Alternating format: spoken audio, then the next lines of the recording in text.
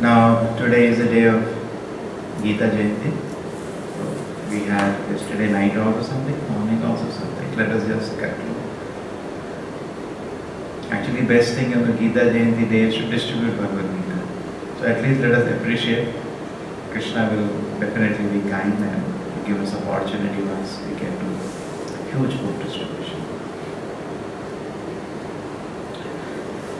Now we had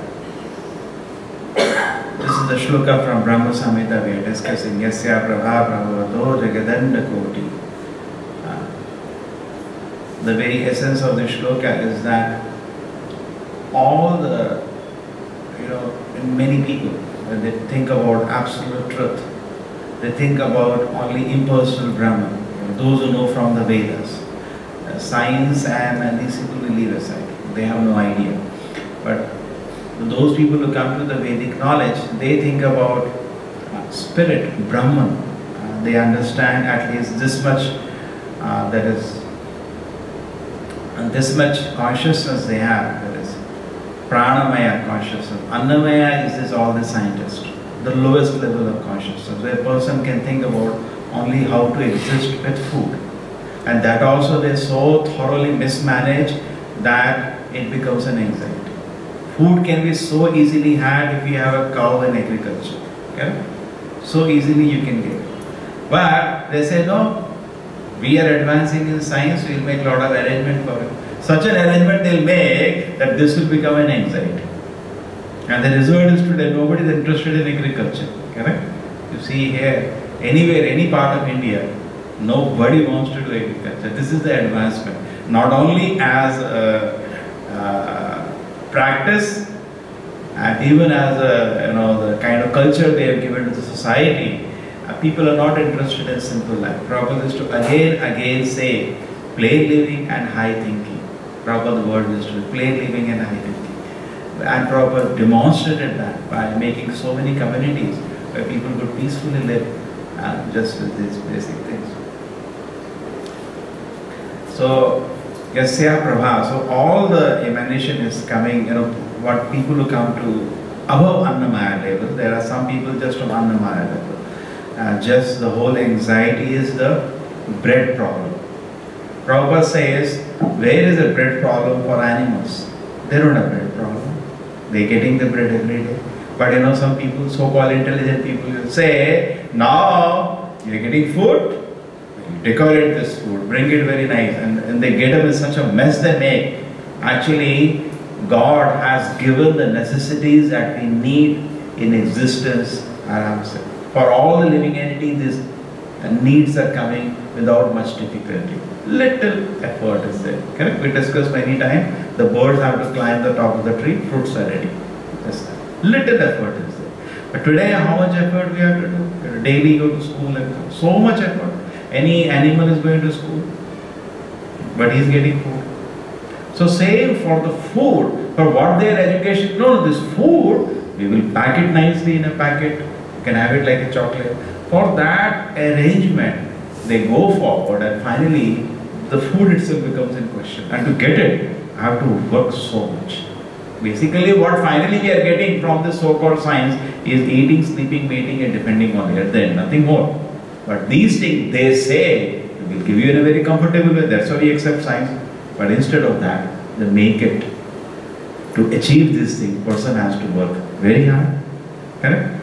So many years we have to study. And after that, the sustainability of the human civilization that will get these things year after year is now in question. Previously, for millions of years, these four things were provided by nature without much difficulty.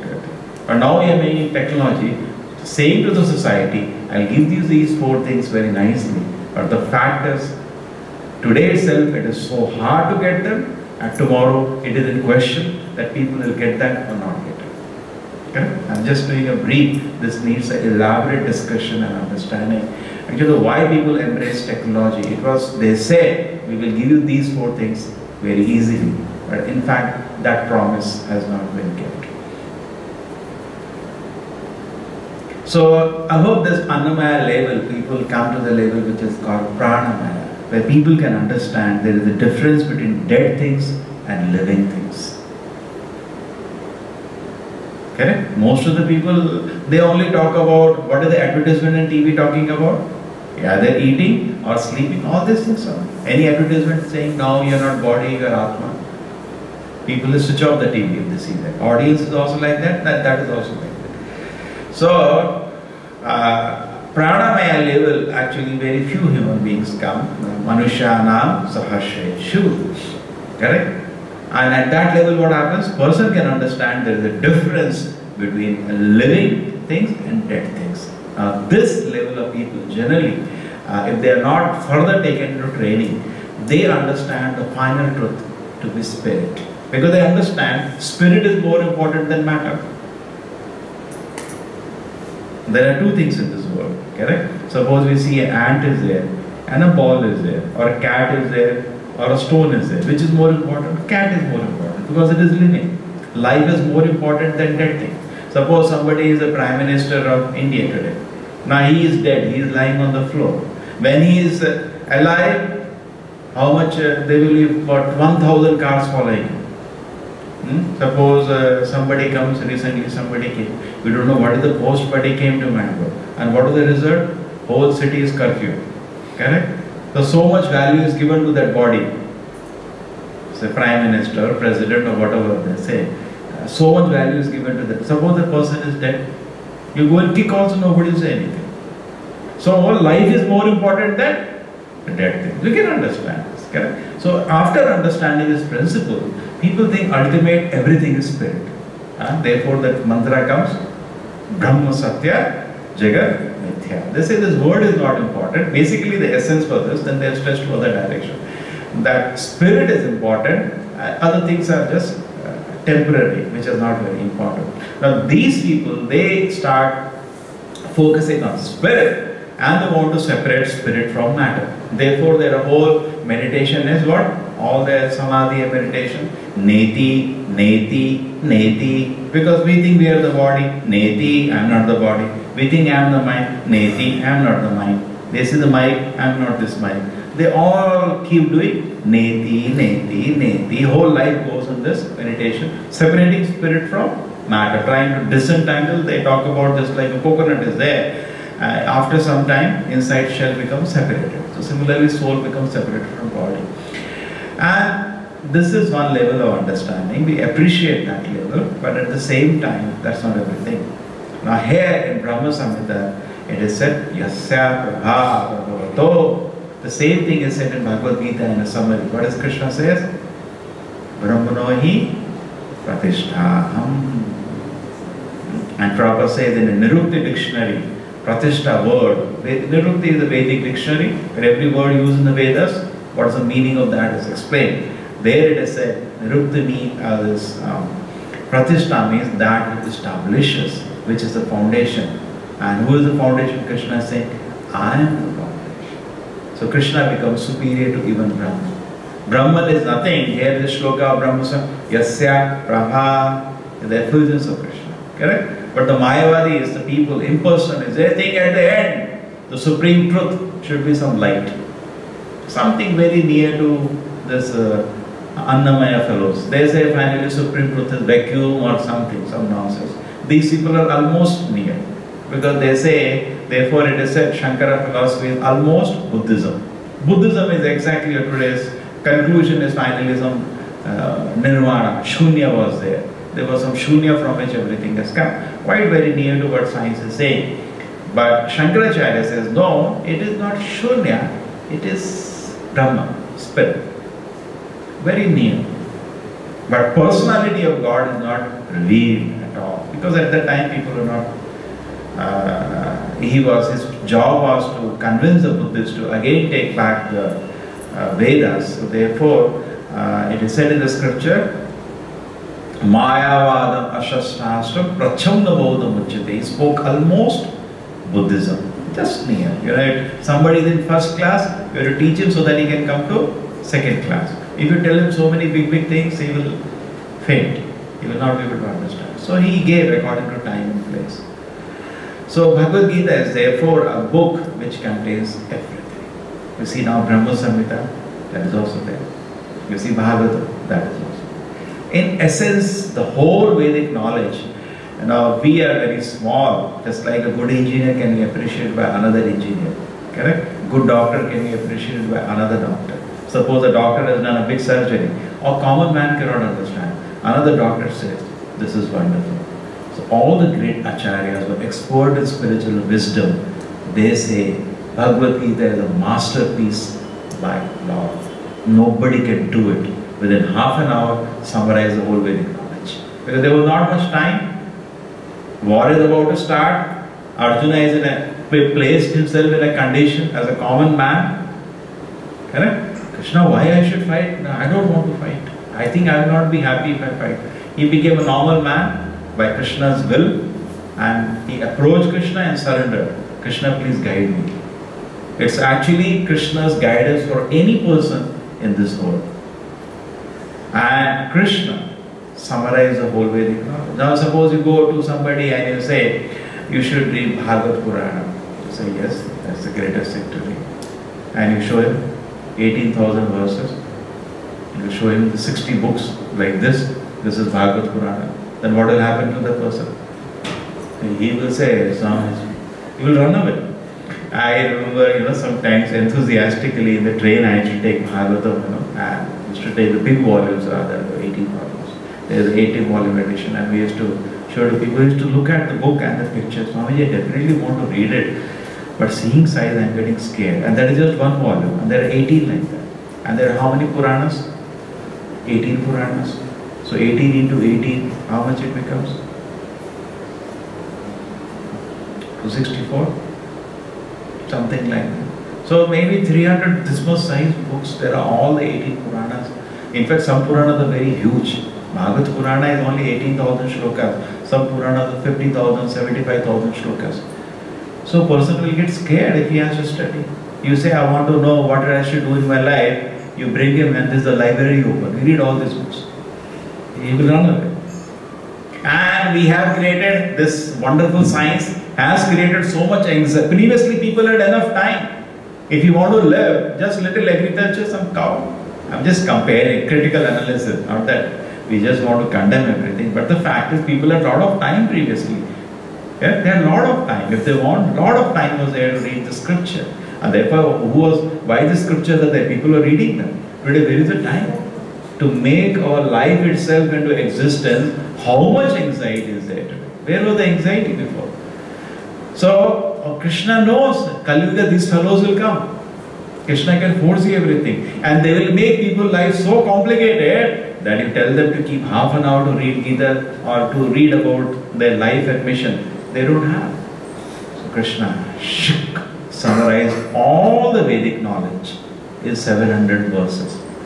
Now we have very little knowledge, but Krishna, all the acharyas say this work of Krishna is a masterpiece. Prabhupada, you see in the purport, so much says, so kindly Krishna has summarized the whole Vedic knowledge in a half an hour discussion. Okay? If you just study the verses, it's a half an hour discussion. But we have no knowledge, background of, now we don't know anything. Therefore, explanations are needed to explain every word, because we don't know. Suppose sometimes it happens to me, I have to go somewhere to some ethics committee meeting. And when the doctors start out, I practically faint. They speak such medical terms and all. They speak in half an hour what thesis they have. And I am just layman there. I just wonder. Now if I ask for these terms explanation one by one, they have to spend whole day to explain to me. What this means, what this means. I don't know. The same way, if somebody just hears, just verbatim, what Krishna is speaking, what Arjuna is asking, suppose for half an hour, it will get over. But he will understand nothing. He doesn't know the terms. What is Atma, what is it? He doesn't know anything what is going on there. He will have so many questions. Otherwise, if you are a student of the Vedas, like Arjuna, half an hour you will understand the whole Gita. So it is not that it is we, whose civilization which is going down, Krishna knows. So he summarized that in a briefly it has to summarize. So this should be appreciated. This is the kindness of Krishna. Like in a summary, the whole Vedic knowledge, and that is Bhagavad Gita. If you want a gateway, the first book to read, where everything is there authoritatively, and there is no authority greater than Krishna.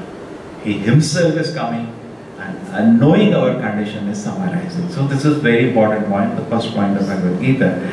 And you know, sometimes many people have that, I have to understand, you know, interpretation of it. I have to interpret. No, you can't interpret. Why?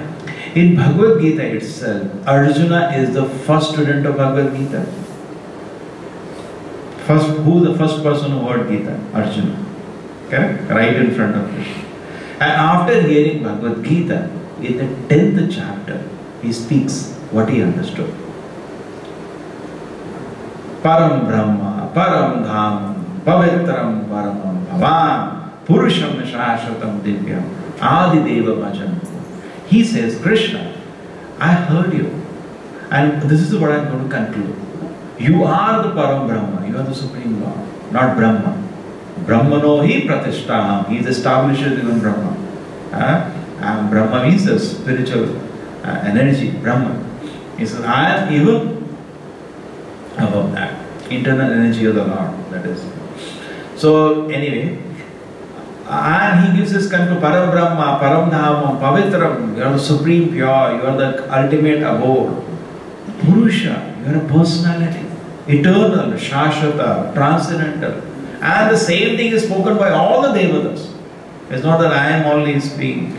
All the great rishis in the past, Ahustam Rishaya Sarva, all the sages in the past have spoken about this about you. I'll give some names also. Arjuna says, Ahustam Rishaya Sarve, Devarshi Narada Satha. Devarshi Narada first.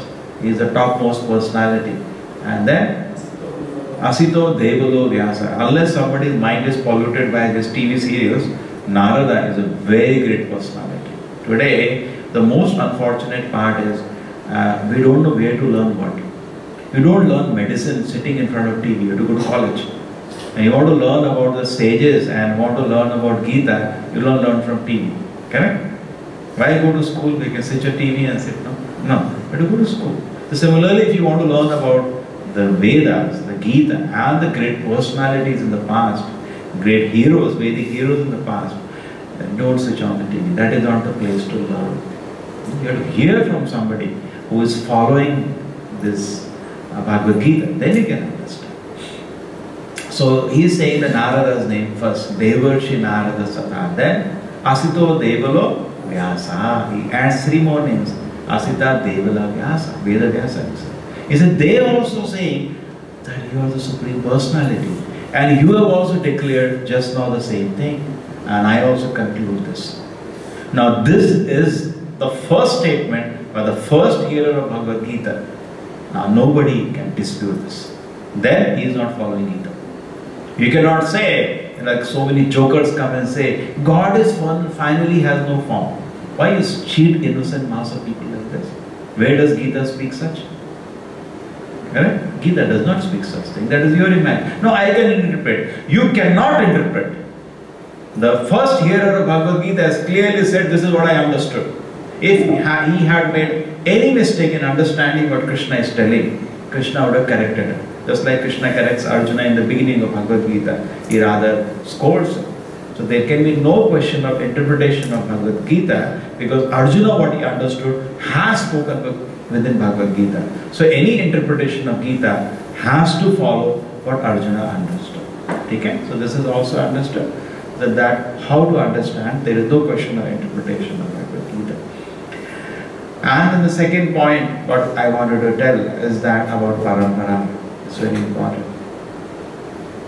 Now, Bhagavad Gita itself, Krishna says, Evam parampara. You want to understand Bhagavad Gita? Many people say, in my opinion, one thing, follow Arjuna. He is the beginner of the first year. And Krishna says, if you want to know about what I am telling you, if you want to understand this knowledge in full, tadvidhi pranipati. Look for a spiritual master. And then what do you do? First pranipati. Because Vedic knowledge is not just like the modern education for a feast. No. Pranipati. You have to take shelter of a acharya. Pariprashnena. You ask all your doubts. Just like Arjuna. This is also the only incident, unique incidents. There is not like some commandment thrown from the sky. No, sir. Krishna is speaking, Arjuna is constantly clarifying through the Bhagavad Gita. It's true, he's clarifying for us because he knows well. Just like in a class sometimes, the intelligent student is there. He asks good questions to make the subject appear understandable for everybody. Arjuna understands, but he keeps asking questions so that things become very clear to the audience. Just like Arjuna asks Krishna, Krishna, can you show me Vishwarupa? Krishna shows. Why is he asking? Does he need to? So no. It's for the public. If somebody says I am God, so it's a Vishwarupa. So like that, everything is there within Bhagavad Gita. And then Parampara, Evam Parampara Praptam, Imam Raja. Krishna says to Arjuna, I taught this knowledge to Sun God long time ago. I taught to Imam Vivasvate Yogam Proktavanam Abhayam Vivasvan Manave Praha Manu Ikshvake Abravit. I taught it to Sun God Vivasvan. He taught to his son Manu. Manu taught to Ikshvak. But the knowledge is lost now, so I come again to teach. So similarly, we should understand this has to be taken in a parampara. If I am taking treatment from doctor, I definitely want to see who gave him the certificate. True, doctor have to be very effulgent. Just a certificate is not enough. Just like that's how the acharyas have been there in our parampara. If you look in our parampara practically, not only they were disciples of their spiritual master, they proved themselves to be acharya by their work. You see, that's how. It is not generally the system in many traditions is that, Guru, he brings a disciple and he puts him on a pitha and he says he is the next Guru. Okay? That's a tradition in many mathas. But if you look in our parampara, this kind of system practically, at least the last 6-7 people, nobody did it. Jagannath Das Baba, they never did for Bhaktivinoda Thakur never did for Bhaktivinoda Prabhupada. No. Every person proved himself by his work, by effulgence. Just like you may be a doctor from KMC, you have to prove yourself by your work. You are a very good doctor. And the certificate is not everything. You have to show by your work. Okay? You have a very good degree and every patient comes, he dies. Then the degree is not there. You have to show. Yes. So similarly, yes. All the acharyas have demonstrated their effulgence. Effulgence, not only certificate, effulgence also. By your work you have to demonstrate. Krishna is the Supreme Personality. He demonstrated by his effulgence. Krishna is like all the manifestation is coming out of Krishna. In fact, what happens in Krishna Leela, when Krishna was a small child, maybe 3 to 5 year old at that time, when they start crawling, 2 years, 1.5, 2 years, children start running up and down. And they used to, whole day, what to do? They used to play. Children's the nature is to play. And they will be planning how to steal, how to do some nuisance. And what they will do, they will go to the house of the neighboring house and they will, before milking, they will untie the calves. So calves will run to the mother cows and drink all the milk. By the time they come for milking, nothing is there. Or they will, plan how to steal their butter and milk. That is, everybody knows. All their planning will go on. And they say we put it in a dark place, still he finds out. There's a mother asks, Yashoda mother, how do they do? You have given so many jewels to them, some effulgent jewels. They can see well. If you please remove these jewels. The mother said, Yashoda said, okay, I'll remove all the jewels. No, don't do that. Why? Waste. Why? Well, they somehow don't know, something is special about them. Even a dark place they enter, light is there. It's a fact. Yasya prabha prabhavato jagadanda koti. Yes. Krishna actually, whatever light we see in the sun or moon, whatever we are seeing energy in this world is borrowed from energy of Krishna. From where Krishna is borrowed? Adi Purusha. Unlimited energies are coming out of him. Just like, suppose you have 100 rupees with you in your purse. You go spend, money is finished. But no, Krishna is never finished. Purna is complete. Om Purnamadaha Purnamidam Purnat Purnamujat Dachyate Purnasya Purnamadaya Purnameva Vishishyate. Even though so many things are coming out of Krishna, Krishna remains as it is, inexhaustible personality. Okay? So, so many, we see the universe is running, means energy is needed. From where the energy has come? Come from the Lord. So the Lord reduces energy? No. And this is a mistake made by impersonalists. They say God made this manifestation and God is finished. You have a piece of paper, you make it into 20 parts, paper is finished. And people say, God is finished. Sir, God is not finished. There are unlimited manifestations. Natasya karyam karanam cha vidyate nacha sama avitakashna vishyate parashakte vivite shrivate svabhaviki jnana palakayacha. Another point we wanted to say that Bhagavad Gita is for every soul. Many religion means faith. And faith is for a particular person. This community, this people believe. No? Bhagavad Gita is for every Atma. Therefore it is called Sanatana Dharma. Our Dharma has nothing to do with Hindu Dharma. This word doesn't exist in the Vedic literature. We never read it. Bhagavad Gita, you see in this word? Hindu Dharma? No. This is Sanatana Dharma. Why? Because every soul in this world is separated from the Lord. Mamaya Vamsha Jiva Loka Jiva Bhuta Sanatana. Krishna says, you are all my part. Because you are separated from my association, you are suffering here in this world. Therefore, how to bring the soul back in contact to the Lord? It will be fully peaceful. Just like a small child is there, he may be in great anxiety, he's crying. But when he comes to the hand of his mother, he is fully satisfied. Okay? The child gives a picture. Recently some photographs of a child, small child, very cute. Why? He is now feeling peaceful, I am under protection. But the fact is, father and mother also are not a guaranteed protection for the child. Cannot guarantee protection. Similarly, a patient is there. Is a doctor guaranteed protection? No. Similarly, you are in an ocean. Is a boat a guaranteed protection? No. Even Titanic went. The guaranteed protection, we don't understand. We are so puffed up and proud. We don't understand we need protection actually. And we seek protection in so many ways. Ye dhana yavana putra parijana itike achaparati tere. Actually, none of these things are protection. Krishna is a protection for that soul. We are jivas, we are minute. We are dependent by nature. We are not independent. We are small, minute. Even though so-called we may try to show ourselves as a hero, but we are all actually servants of the Lord and we need shelter of the Lord. So that is called Sanatana Dharma. So Bhagavad Gita is upholding that, how we, each soul, should take shelter of the Lord. And that is the message of Bhagavad Gita. Then another thing, so many people say, we should do research to understand Gita. Nowadays the whole attitude is research. Everything has to be proved by research. Wasting your time. How? Just like cow dung.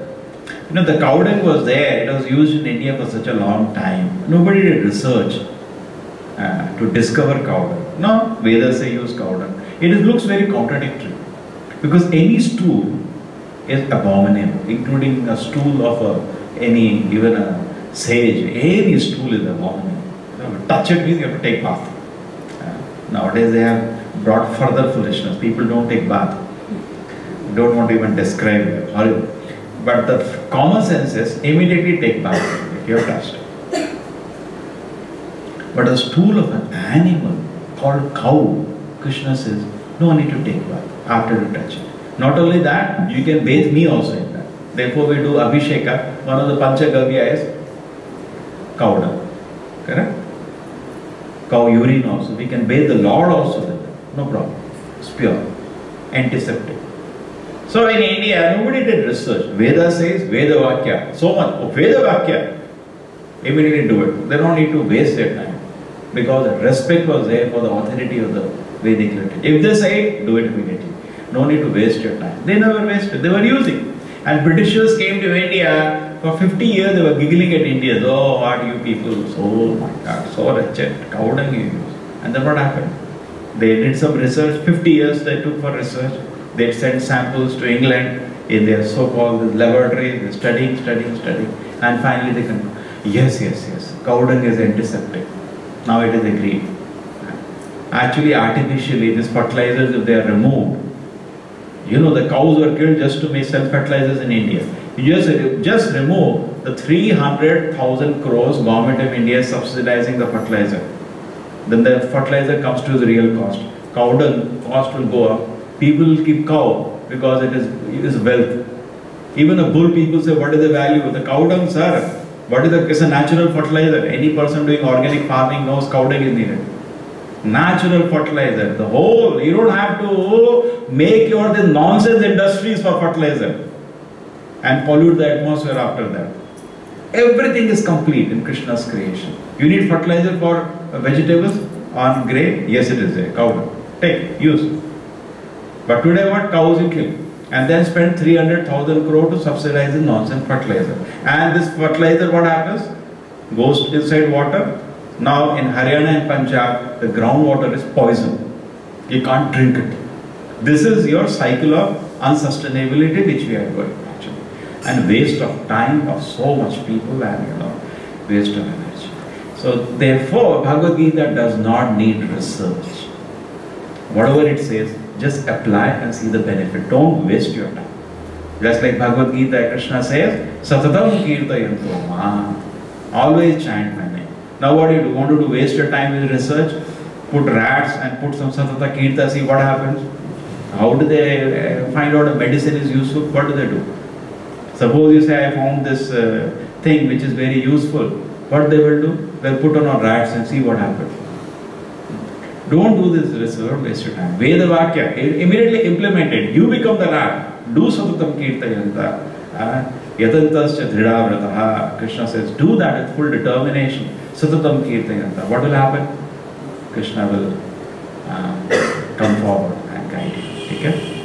Yesham Satadevuktanam Bhajatam Priti Purvakam. How Krishna will guide you? Dadami Buddhi Yogam Tam Yen Mam Upayante. Krishna will not guide you how to make an industry and waste your time. Dadami Buddhi Yogam. Krishna will give you intelligence. What kind of intelligence? Yen Mam Upayante. By which you can approach Krishna and your life becomes successful. The very purpose of Bhagavad Gita is Krishna is saying how you can attain Him. That's all. There is nothing else in Gita. How we can attain Krishna. That is all Krishna comes to teach in Bhagavad Gita. And Arjuna played a role of a student. And it's just like, suppose you want to know about somebody. You go and ask him. So similarly, the whole Vedic literature, Krishna says in Bhagavad Gita, Vedesha sarvav ahame vivedya. All the Vedas finally end in me, to know me. So finally, so Arjuna approaching Krishna. Krishna, how do we reach you? How do we understand you? So that's how the whole Bhagavad Gita. So there is no need to waste time in research. In fact, this so-called science came 200, 300 years ago. That's all. So how are people understanding Gita before? It's a complete system. It does not need this. We sometimes talk scientifically. It is just to break some kind of obstacle people have, some mental obstacle. They have that this is mythology, this is something. So we have to speak to convince scientifically. Otherwise, we don't need at all. It has its own system. Just like suppose I want to learn medicine.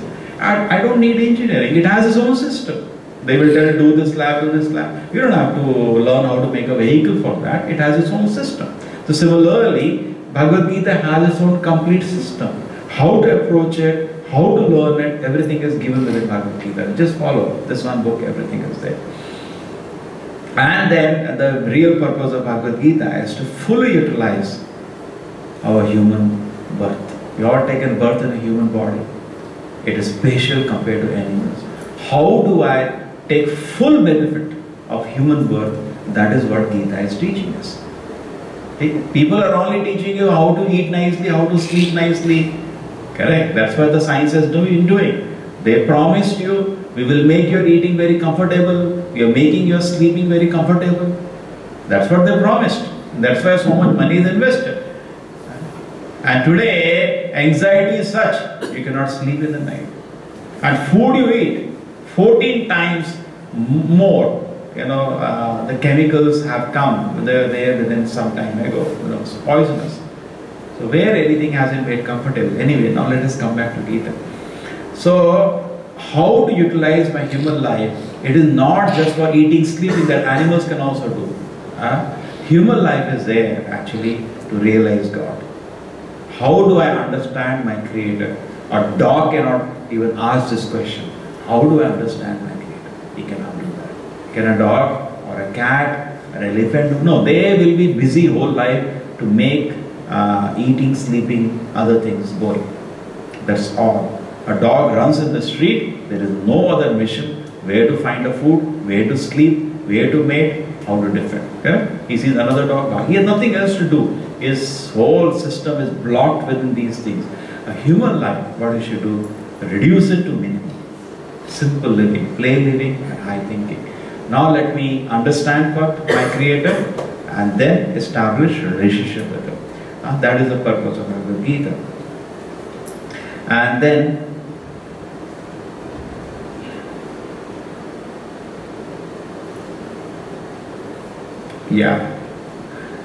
sometimes people say, the last point, that if I have to understand Bhagavad Gita, many times at home, suppose children start reading Bhagavad Gita seriously. Parents say, hey, don't read it seriously. First thing, don't read it. If you read, don't read it seriously. That's a thumb rule in India, so-called Hindus. Fact is, Arjuna heard Bhagavad Gita. He remained a warrior. Correct? He did not give up his... Rather, Bhagavad Gita made him to be more responsible, even materially. Not only it gives a complete... Because vision has to be spiritual. Just by today, people think that morality is the end of everything. This among atheists, that's the highest thing. See, morality means what? I am driving car in the road in Bangalore very nicely. Before turn, I put a horn, give a signal. I don't know driving, but I'm just guessing. I see people driving. Correct? Give a hand. That's all. Very nicely drive. But I don't know where you are going. What is the use? Whole day is driving. Very nicely. Driving. But if he doesn't know where he has to go, what is the use of the driving? So simply following morality in this world, what is the use? What's the purpose of this morality? Nobody knows. Correct? That is so Bhagavad Gita, why is it that when Arjuna was in dilemma, Krishna opened the spiritual domain? Because without a goal, morality has no value. So-called morality, immorality has no value. Rather, morality, immorality gets defined with the proper goal. Okay? Therefore, sometimes people don't understand certain decisions of Krishna on the battlefield because they don't understand what's the goal. They think just being nice is good. Why did Krishna kill Karna, Arjuna kill Karna on the instruction of Krishna? It's again morality. Sir, morality without goal has no meaning. Correct? You're simply following nicely the rules and the vehicle goes inside ocean. Then what is the use? No, right turn was written. You have to understand. Every rule has an exception also. So simply that is called niyamagra, following the rules and regulations without knowing the essence behind it. You are nicely following the rules and suddenly an accident happens. Right? So within the morality, end is not justified. We have to know the essence, then we can understand properly. So the last thing we wanted to say was, what are the last things we are developing? Okay.